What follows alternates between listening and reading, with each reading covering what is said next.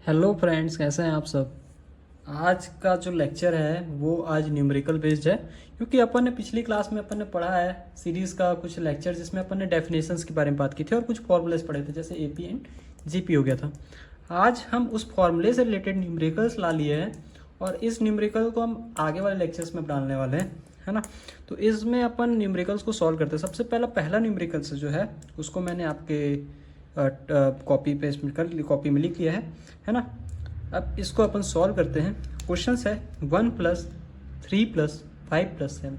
ये क्या है, एक सीरीज़ है और इस सीरीज़ का क्या करना है, कन्वर्जेंस टेस्ट करना है कि वो कैसा है, या तो कन्वर्जेंट है, डाइवर्जेंट है या ऑस्किलेटरी है। अच्छा, कन्वर्जेंट का इसमें कन्वर्जेंट अगर आया तो उसका कंडीशन होगा कि वो फाइनाइट होना चाहिए और यूनिक होना चाहिए। डाइवर्जेंट तब होगा जब उसमें इन्फिनिटी टू इन्फिनिटी अगर कुछ आता है, ठीक है। और ऑस्किलेटरी तो आपको पता ही है कि ना ही वो डाइवर्जेंट और ना ही वो कन्वर्जेंट होना चाहिए, ठीक है। इस टाइप के बोलते हैं। सबसे पहले इसको सॉल्व करते हैं, तो सॉल्व करते हैं, आइए।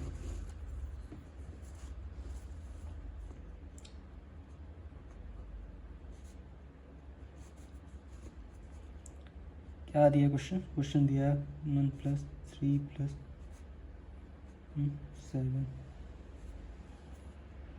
स्टेप ध्यान से देखना ताकि ये आगे वाले कुछ में आ सके काम। अच्छा, सबसे पहले इसमें अपन एपी लगाएं कि जीपी लगाएं, ये ऑपरेशन पहचानना है।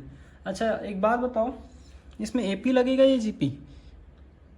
अगर एपी लगता है मतलब हमको डी निकलेगा, अगर जीपी लगता है मतलब आपको आर निकालना पड़ेगा। ये आपने पिछली कुछ कक्षाओं में पढ़े होंगे, है ना। आज अपन पढ़ने वाले हैं इसमें एपी कैसे, एपी लगता है या जीपी। सबसे पहले तो ये जानना बहुत ज़रूरी है, क्योंकि इसको अपन बिना एपी या जीपी के तो अपन सॉल्व नहीं करते। पहचानना तो आना चाहिए, रट के थोड़ी ना जाना है आपको एग्जाम में, ठीक है। तो एपी है या जीपी, अब कैसे पहचानेंगे?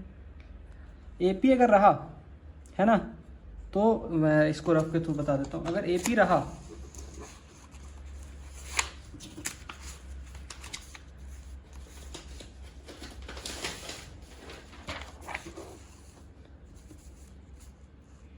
अगर एपी रहा मतलब जो अपना 1+3+7 ये जो है ना, अगर इसमें अपन सेकेंड वाला जो टर्म है मतलब 3 और जो फर्स्ट वाला टर्म है जो 1 है ना, तो इसमें क्या करेंगे, सेकेंड वाला टर्म, ठीक है, सेकेंड वाला टर्म मतलब इसको मैं लिख देता हूँ सेकेंड माइनस फर्स्ट वाला टर्म। अगर ऐसा करते हैं तो आंसर क्या आया, आंसर आया 2, ठीक है। अब फिर से मैं क्या किया, थर्ड वाला टर्म माइनस सेकेंड वाला टर्म, थर्ड वाला टर्म माइनस सेकेंड वाला टर्म, ये करने पर आंसर आता है फिर से अगर 2 आता है ना, तो ये किसको फॉलो करेगा, ये पड़ेगा फॉलो एपी को। अच्छा, ऐसे इसमें क्या हो रहा था, इसमें हो रहा था 3-1, तो क्या आ रहा था, 2 आ रहा था। इसमें क्या हो रहा था, इसमें आ रहा था 5-3 हो रहा था, तो 2 आ रहा था, तो ये फॉलो करेगा, ठीक है। अगर जीपी फॉलो करता तो जीपी फॉलो करने के लिए ए आर होता है, ठीक है। तो इसमें क्या होता है, इसमें second term divide by first term ये करना था, और एक बार क्या करके देखना था आपको, third term divide by second term, ठीक है। ऐसा करने पर अगर आपका आंसर दोनों का सेम आता तब ये जीपी फॉलो करता। देखो, इसमें सेकंड टर्म में 3 डिवाइड बाई 1, इसमें थर्ड टर्म में 5 और सेकंड टर्म में 3, डिवाइड करने पर दोनों इक्वल है क्या, दोनों इक्वल नहीं है। दोनों इक्वल नहीं है मतलब ये जीपी क्या फॉलो करेगा, नहीं करेगा। तो जीपी यहाँ पर क्या होगा, फॉलो नहीं होगा। क्या फॉलो होगा, एपी फॉलो होगा, है ना। तो यहाँ पर अपन क्या करने वाले हैं, एपी लेने वाले हैं। इतना तो हमको पता चल गया। अब हमको यहाँ पर क्या लेना है, एपी लेना है, ये पता चला। तो एपी अगर पता चला तो हमको फर्स्ट टर्म क्या है, फर्स्ट टर्म है हमारा 1, ए इज इक्वल टू, ए को अपन बोलते हैं फर्स्ट टर्म, तो फर्स्ट टर्म हमारा क्या है ए, और डी सेकेंड टर्म है। तो सेकेंड डी जो है क्या है हमारा, डिस्टेंस है। डिस्टेंस कितना, दोनों टर्म्स के बीच में, दोनों टर्म्स के बीच में क्या है, डिस्टेंस है। तो इसमें क्या करना है, मैंने बोला था सेकेंड टर्म लेना है एक बार, तो सेकेंड टर्म को मैं लिख देता हूँ A2 लिख दे रहा हूँ, और फर्स्ट टर्म को A1 लिख दे रहा हूँ। ठीक है, ये कर दे रहा हूँ। तो हमारा डी क्या आ रहा है 3 माइनस 1, तो डी हमारा आ रहा है 2, डी हमारा क्या आ रहा है 2 आ रहा है। ठीक, इतना पता चल गया। ओके, अब अपन क्या करेंगे ना, जो एसएन का जो फॉर्मूला होता है इसमें, एसएन का फॉर्मूला, अच्छा आपको एसएन का फॉर्मूला अभी तक याद नहीं होगा, एक बार फिर से दिखा दे रहा हूँ। एसएन का फॉर्मूला क्या होता है, ये होता है, ये वाला फॉर्मूला जो है एसएन का फॉर्मूला है। देखो ये वाला जो फॉर्मूला है एसएन का फॉर्मूला है ना, ये एसएन का फॉर्मूला दिख रहा होगा आपको, n/2 वाला, ये एसएन का फॉर्मूला है। और इस एसएन का फॉर्मूला जो है इसको अपन यूज़ करने वाला, तो एक बार इस फॉर्मूले को मैं लिख दे रहा हूँ यहाँ पर ताकि आपको समझ आए। n/2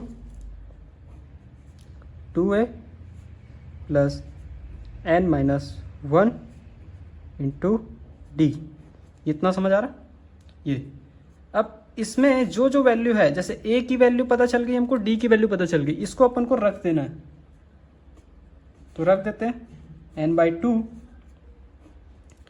2 इंटू 1, ठीक है। यहाँ पास भी क्या होगा n-1 इंटू यहाँ पास ये कितना आया, ये आया है 2, तो इसको रख दिया मैंने, ठीक है। इसको थोड़ा सॉल्व कर लेते हैं, n/2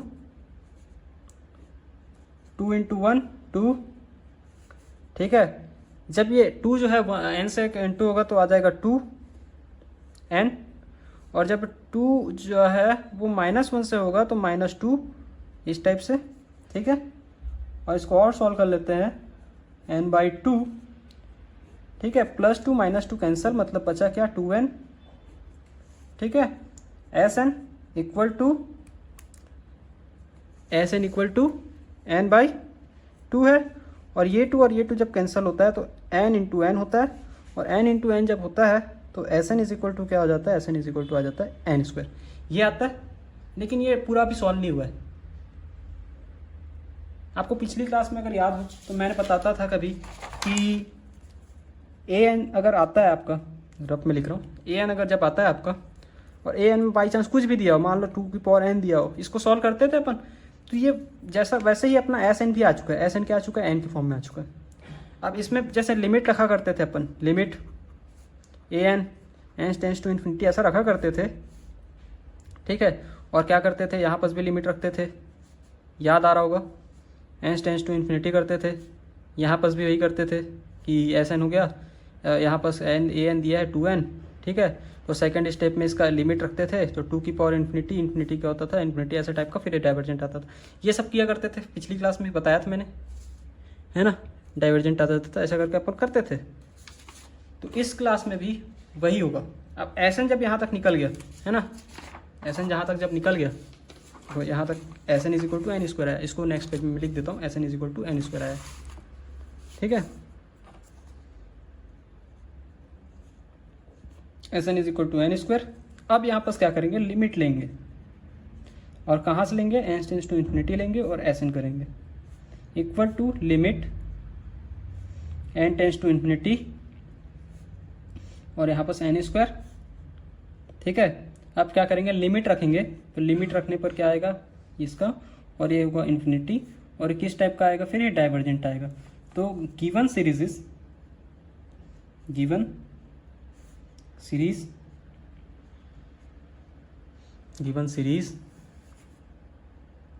इज डाइवर्जेंट, ठीक है। तो ये आपका आंसर हो जाएगा, ये आपका आंसर हो गया। और आप देख लीजिए एक बार इस पूरे क्वेश्चंस को एक बार अच्छे से देख लीजिए। मैंने क्या किया, एक बार अच्छे से फिर से बता दे रहा हूँ, है ना।